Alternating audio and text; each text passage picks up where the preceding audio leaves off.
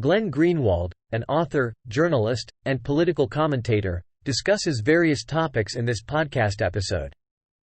He begins by talking about his reputation as the American left's most fearless political commentator, which he believes is no longer accurate. He explains that his views on civil liberties and free speech have remained consistent, but the political landscape has shifted, causing him to be labeled as right-wing even though his views haven't changed.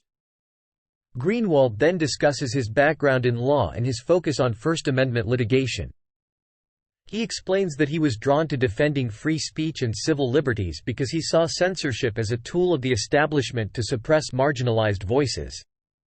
He mentions a case where he defended a neo-Nazi leader's right to practice law, arguing that censorship only strengthens these marginalized ideologies and turns them into martyrs. The conversation then shifts to the current state of free speech and censorship. Greenwald highlights the increasing restrictions on free speech, particularly in Canada, where professional regulatory boards are taking a restrictive view of fitness to practice. He argues that this trend is dangerous because it stifles critical thinking and creates a conformist society. He also mentions the use of censorship by powerful corporations, such as Google, to silence voices they disagree with. The discussion then turns to the mounting pressure on free speech and the reasons behind it. Greenwald believes that one factor is the generational shift in values, with younger generations prioritizing other values over free speech. He also points to the election of Donald Trump as a catalyst for the clampdown on free speech, as it allowed the establishment to depict him as an unprecedented evil. This led to the belief that anything is justified in the name of stopping Trump and his movement. Greenwald also discusses the aftermath of 9/11 and how it contributed to the erosion of civil liberties. He mentions the transformation of airports into micro-fascist states and the conditioning of people to unquestioningly obey authority in the name of safety. He argues that this training has made people more accepting of infringements on their autonomy. The conversation continues with a discussion on the threat of fear to liberty. Greenwald argues that fear is often used as an excuse to interfere with fundamental liberties, whether it's the fear of neo-Nazis, jihadists, pandemics, or environmental disasters. He emphasizes that these rights are axiomatic and should be protected because there is no better approach than to leave people alone and allow them to express their views freely. Greenwald also discusses the dangers of censorship and the control of information. He mentions how the Internet, which was initially seen as a tool for emancipation and freedom, has become a means of control and surveillance. He highlights the power of propaganda and its ability to manipulate and control people's thoughts and actions. He argues that the censorship regime is not just about punishing dissidents, but about eliminating dissent and controlling the flow of information. The conversation then shifts to the relationship between religion and politics. Greenwald reflects on the collapse of the religious into the political and the dangers it poses. He suggests that without a separate conceptual domain for different concerns, the battle between good and evil becomes a political war. He warns against demonizing enemies and using fear to justify totalitarianism. Greenwald shares his personal journey towards spirituality and religion. He explains how he used to dismiss religion as archaic and unnecessary, but as he got older and experienced certain life events, he began to see the value in spirituality and the need for a higher purpose. He believes that spirituality is a fundamental part of being human and that it provides a foundation for ethics and morality.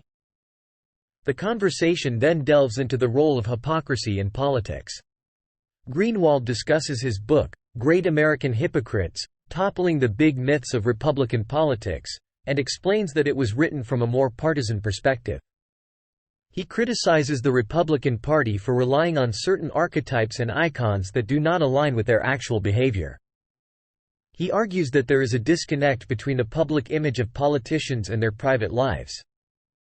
Greenwald continues by reflecting on his book, Securing Democracy, and the challenges he faced in publishing it. He believes that the partisan nature of book publishing, especially in politics, often leads to the production of material that caters to a specific political camp. He acknowledges that while his critiques in the book were valid, they were not confined to the Republican Party alone. He also expresses his disappointment with a focus on the hypocrisy of politicians, which he considers to be low-hanging fruit and lacking in insight. Moving on to his book, With Liberty and Justice for Some, Greenwald discusses the systemic critique it offers. He highlights the issue of elite immunity and the disproportionate impact of the criminal justice system on the poor. He argues that there is a growing divide between the elites and the majority of people, which is destabilizing for society. He suggests that the response to this divide can either involve appeasing the masses or adopting authoritarian measures to suppress dissent. Greenwald believes that the West is choosing the latter path, leading to a decline in democracy and an increase in authoritarianism. The conversation then shifts to Greenwald's book, No Place to Hide, which focuses on his work with Edward Snowden and the revelations about mass surveillance by the U.S. government and its allies. Greenwald emphasizes the lack of accountability and transparency in the U.S. security state, which operates in secrecy without democratic oversight. He expresses concern that the situation has worsened since the book's publication, with the rise of new threats and the manipulation of fear by the intelligence agencies and the media. Greenwald also delves into the concept of the elite and its role in shaping the political landscape. He acknowledges that the term elite can be ambiguous and subject to misuse. However, he argues that it is not difficult to identify who falls into this category based on the views that are permitted and suppressed. He points out that the cultural left, focused on identity politics and gender ideology, has become increasingly censorious, controlling, and repressive. He highlights the alliance between this cultural left and the corporate and governmental powers, which he sees as a dangerous development.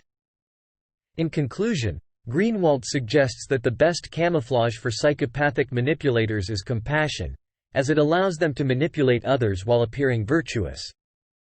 He argues that the alliance between the cultural left and the corporate and governmental powers is driven by shared interests and the desire to maintain power and control. He emphasizes the need for new conceptualizations and opposition strategies in the face of this changing political landscape. Thanks for watching. If you enjoyed the video, please like and subscribe.